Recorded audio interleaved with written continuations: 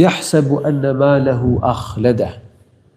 Ky njeri që ka pikë synim mbledhjen e pasurisë dhe numëron pasurinë, shtrëngon vetëm për vete pasurinë. Mendon se pasuria do ta bëjë të pavdekshëm, se nuk do ndahet një ditë nga pasuria, se do vdes, do shuhet dhe s'ka ringjallje, s'ka gjykim, se do shpëtoj nga llogaria para Allahut subhanahu wa taala.